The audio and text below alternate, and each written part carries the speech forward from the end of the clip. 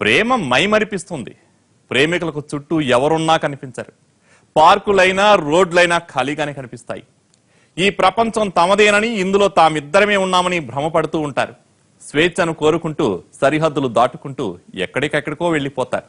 అలాంటి ఓ ప్రేమ జంట ఓ ఏకాంత ప్రదేశంలో కలుసుకుంది. అంతలోనే హఠాత్ పరిణామం. ఇద్దరు ఉలిక్కిపడ్డారు. ప్రేమతో ముడిపడి ప్రతీకారంగా మారని ఈ ప్రియురాలి కథే ఇవాల్టి క్రైమ్ ఫ్యాక్టరీ.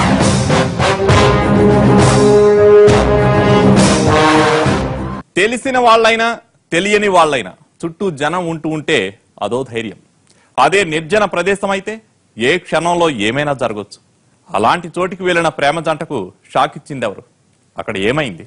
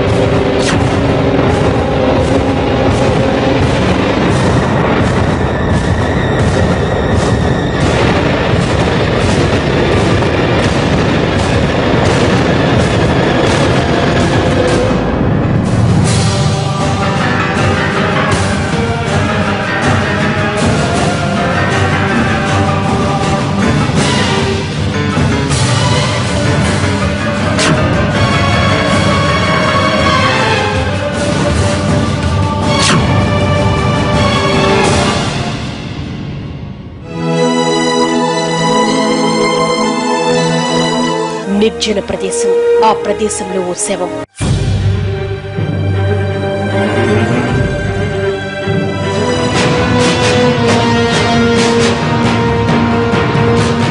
పొలం పనులకని అటుగా వెళుతున్న ఇద్దరు కుర్రాళ్లు ఆ శవాన్ని చూసి షాక్ అయ్యారు.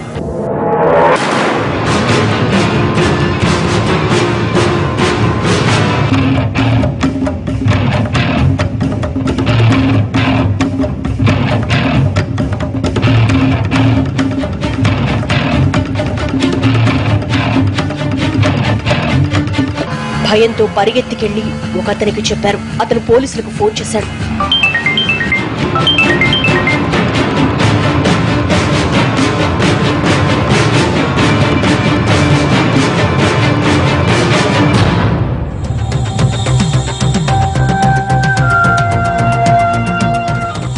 కాసేపటికి పోలీసులు అక్కడికి వచ్చారు.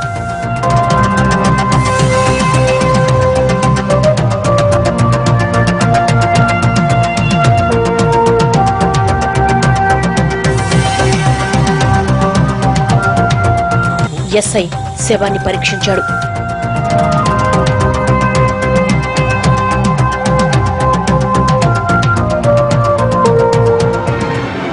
హతుడి జేబులో ఓ పాకెట్ డైరీ దొరికింది. అందులో అన్నా అనే పేరుతో ఓ ఫోన్ నంబర్ కనిపించింది. వెంటనే ఆ నంబర్కు కాల్ చేశాడు.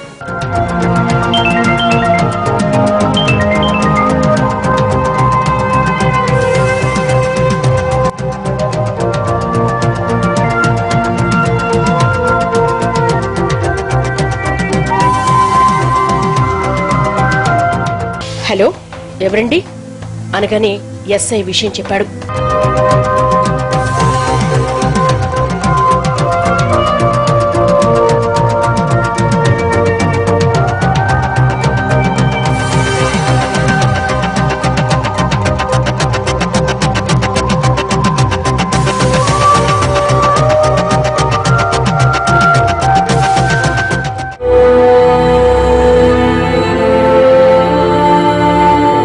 హతుడి అన్నయ్య తన తల్లితో కలిసి అక్కడికొచ్చాడు.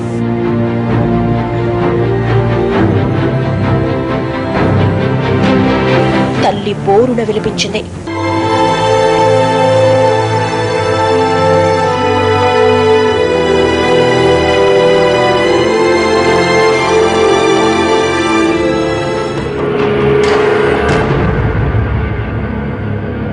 శవం చుట్టుపక్కల పరీక్షించిన ఎస్ఐ చనిపోయిన చందు అన్నయ్యను పక్కకు పిలిచి వివరాలు కనుక్కున్నాడు.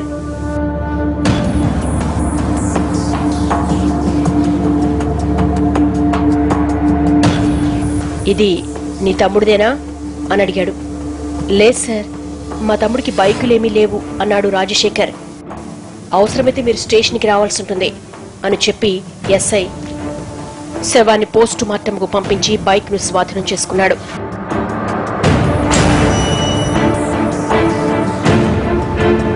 మా తమ్ముడిని చంపేసేంత శత్రువులు మాకెవరూ లేరు. అసలు అంత దూరం ఎందుకు వెళ్లాడో కూడా మాకు తెలీదు అన్నాడు రాజశేఖర్.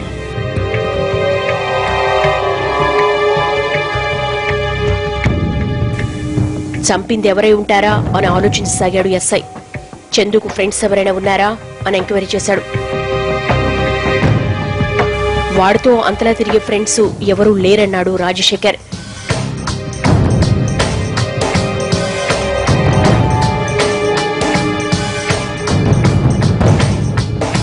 చందు చాలా మొహమాటస్తుడు, చాలా సిగ్గుపడతాడు, కొత్తవాళ్లతో పెద్దగా మాట్లాడడు అని చెప్పింది అతని తల్లి.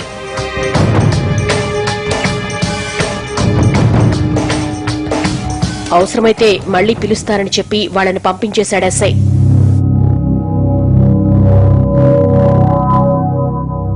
చందుని చంపిందెవరు, అతను తీసుకొచ్చిన బైక్ ఎవరిది? ఎస్ఐ ఎంక్వైరీలో ఏం తెలియదు. చంపిందెవరో తేలాలంటే ముందు అతని బ్యాక్గ్రౌండ్ ఏమిటన్నది తెలియాలి. శత్రువులు ఎవరూ లేరని అతని అన్నయ్య చెప్పినందువల్ల పోలీసులు కేసు మూలాల నుంచి దర్యాప్తు మొదలుపెట్టారు. ఆ ఎంక్వైరీ ఎలా సాగిందో ఇప్పుడు చూద్దాం.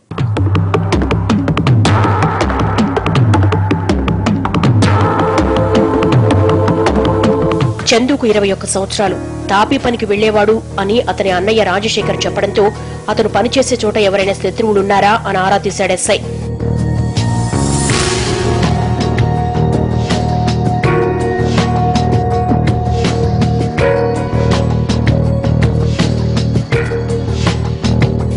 మేస్త్రి రామయ్యను కలిశాడు. రామయ్య చాలా వరకు చందు మంచివాడే అన్నట్లు చెప్పాడు. వయసులో ఉన్న కుర్రాడు కదా, మీ దగ్గరున్న ఆడపిల్లలతో ఎలా ఉండేవాడు అనగానే రామయ్య లలిత గురించి చెప్పాడు.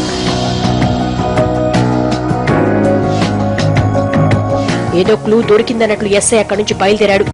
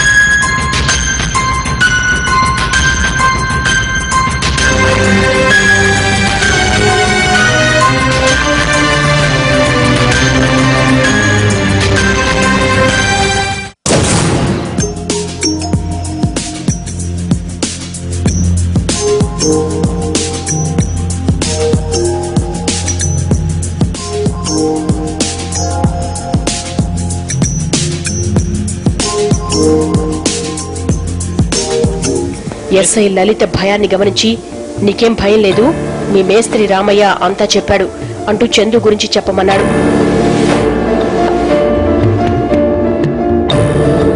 చందు చాలా మంచోడు సార్, నేను అతన్ని ఇష్టపడ్డాను, కానీ తనెప్పుడు సరదాగా తీసి పారేసేవాడు. ఓ రోజు ఓ అమ్మాయిని ప్రేమిస్తున్నానని చెప్పాడు. నేను షాక్ అయ్యాను.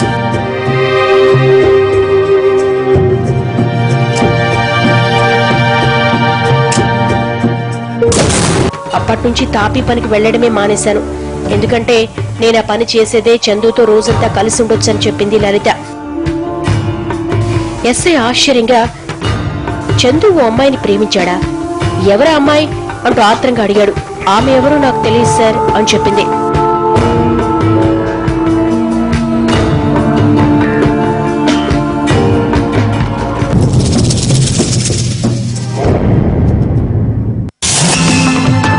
లలిత వల్ల చందుకు ఎలాంటి ప్రమాదము జరిగి ఉండకపోవచ్చు అనుకునే ఎస్ఐ ఆ ఊళ్ళోని కొంతమందిని ఆరా తీశాడు.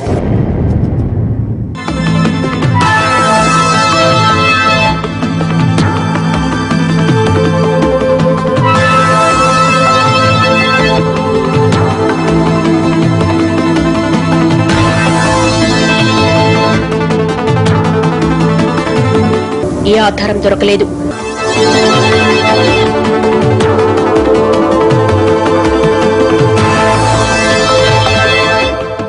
అంటే చందు ప్రేమించిన అమ్మాయి ఈ ఊరు కాకపోయి ఉండొచ్చు అనుకున్నాడు ఎస్ఐ. ఆమె గురించి ఆలోచిస్తూ వెళుతుండగా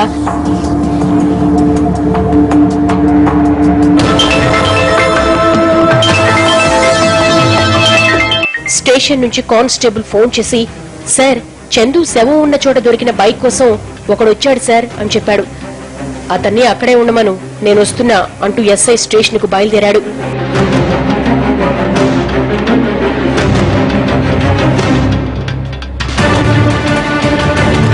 బైక్ కోసం వచ్చిన వ్యక్తిని ఎంక్వైరీ చేయగా ముందు చందు గురించి తెలియదని చెప్పాడు.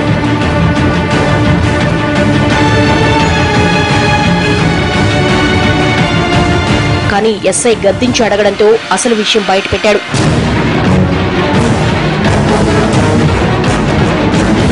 నా పేరు రామరాజు, అతన్ని పొడిచింది నేనే, కానీ శారద చంపమంటేనే పొడిచాను అని చెప్పాడు.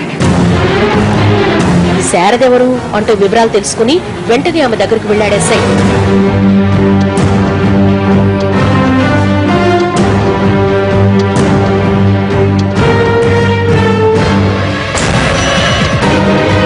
చెప్పు, నీకు చందు ఎలా పరిచయం? అతనికి నీకు మధ్య ఉన్న సంబంధం ఏంటి? అతనెందుకు చంపించావు అంటూ ప్రశ్నల వర్షం కురిపించాడు. శారద చెప్పడం మొదలుపెట్టింది.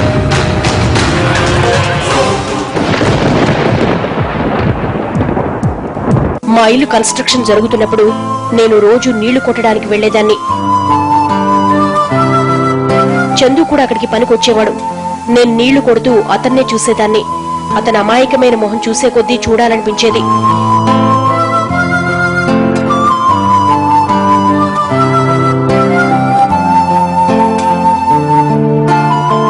నేనే ఏదో ఒకటి కల్పించుకుని మాట్లాడేదాన్ని. చందు తన పని తాను చేసుకుపోయేవాడు. అయినా ప్రతిరోజు ఏదో వంకతో అతనితో మాట్లాడేదాన్ని.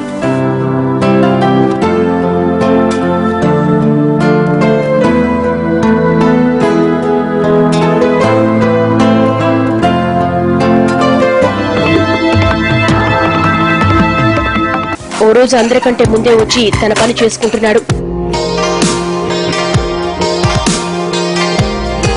అది గమనించిన నేను కొన్ని రోజులుగా నా బుర్రం తొలిచేస్తున్న కోరికను నిజం చేసుకోవాలనుకున్నాను. నా ఆలోచన తప్పని తెలిసినా ఆ క్షణంలో తప్పేది ఒప్పేది అని ఆలోచించడం కంటే అతని మీద మోజే ముందుకు నడిపించింది.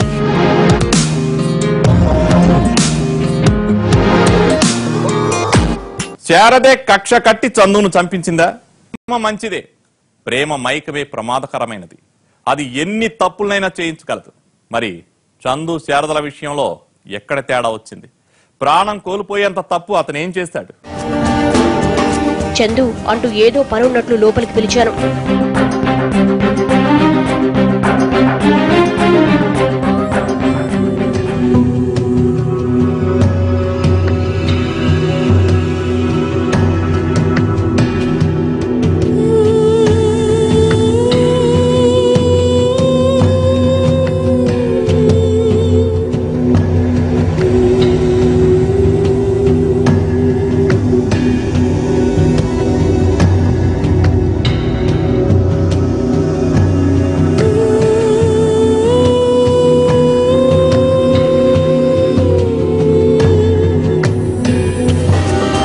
వద్దు, తప్పని చందు చెప్పినా నేను బలవంతం చేయడంతో నా దారికొచ్చాడు.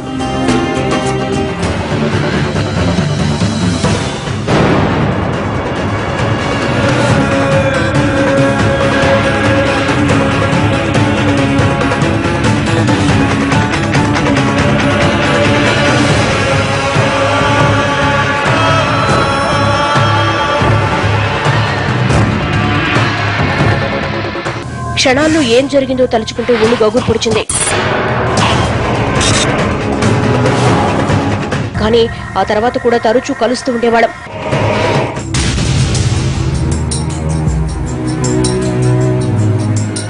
మూడు నెలల్లో మా ఇంటి కన్స్ట్రక్షన్ అయిపోయింది. అప్పుడే గుండె అదిరిపోయే నిజం తెలిసిందే. నేను ప్రెగ్నెంట్ అయ్యాను.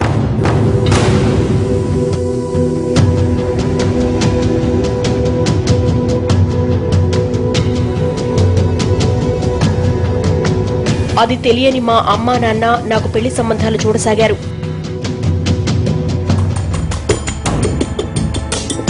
అదే విషయం చందుకు చెప్పాను. జరిగిందేదో జరిగింది, నన్ను మర్చిపో అన్నాను. చందు మాత్రం లేదు, నేను నిన్నే పెళ్లి చేసుకుంటాను అని మొండికేశాడు.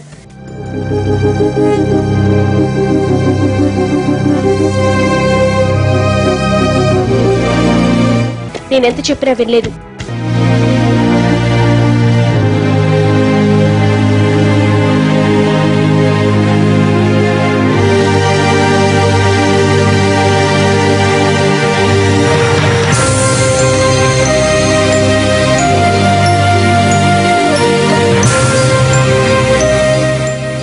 పైగా ఎవడు చేసుకుంటాడో రాని, నేను సరాసరి పెళ్లి కొడుకే చెప్తానని బెదిరించాడు.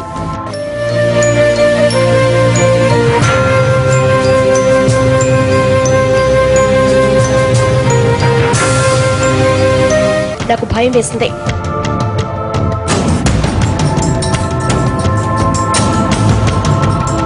అందుకే మా కజిన్ రామరాజుకు విషయమంతా చెప్పాను. అది విన్న అతడు చందును బైక్ పై ఎటైనా దూరంగా తీసుకెళ్లమని సలహా ఇచ్చాడు.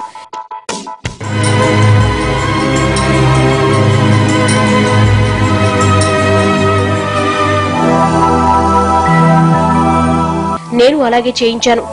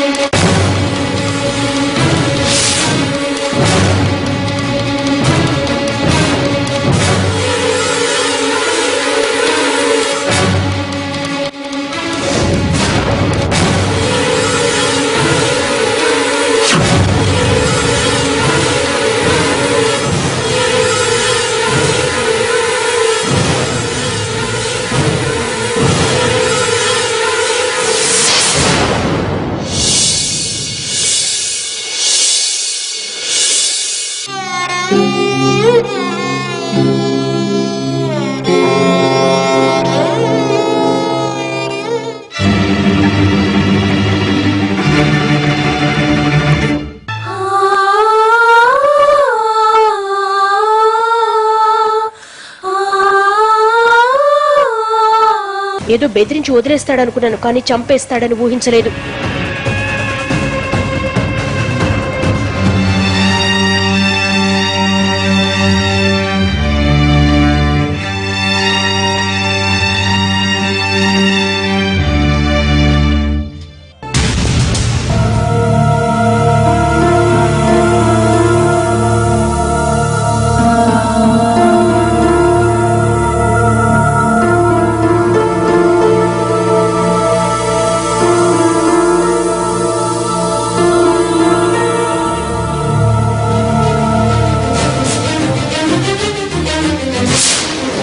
తన బైక్ తెచ్చుకుందామనుకునే లోపు దూరంగా పొలంలో పనిచేసుకుంటున్న వాళ్ళని చూశాం.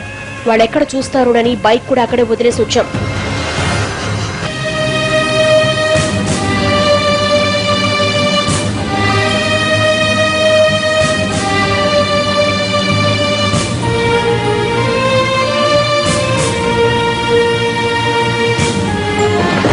కానీ ఆ రోజు నుంచి ప్రతిక్షణం చస్తూ బతుకుతున్నాం అంటూ శారద కంటతడి పెట్టింది. ఎస్ఐ ఇద్దరిని అరెస్టు చేశాడు. బైక్ కోసం వచ్చిన వాడే హంతకుడే ఉంటాడన్న ఎస్ఐ ఊహ నిజమైంది. ఈ కేసు దర్యాప్తులో ఎస్ఐ తెలివిగా వ్యవహరించాడు. బైక్ కి హత్యకి సంబంధం లేదన్నట్లు 2 వేరు కేసులు నమోదు చేశాడు. అది తెలుసుకున్న రామరాజు తన బైక్ తీసుకెళ్లిపోదామని స్టేషన్ కు వచ్చాడు. తీరా అక్కడికి వచ్చాక మర్డర్ గురించి గట్టిగా అడగడంతో నిజం బయటపడక తప్పలేదు. మాట సాయమో డబ్బు సాయం చేయొచ్చు కానీ మర్డర్ సాయం మాత్రం చేయకూడదు. నేరాలకు పాల్పడితే రామరాజుల జీవితం జైలు పాలవుతుంది. ఇది ఇవాల్టి క్రైమ్ ఫ్యాక్టర్. రేపటి ఎపిసోడ్లో మరో వాస్తవ గాథను చూద్దాం.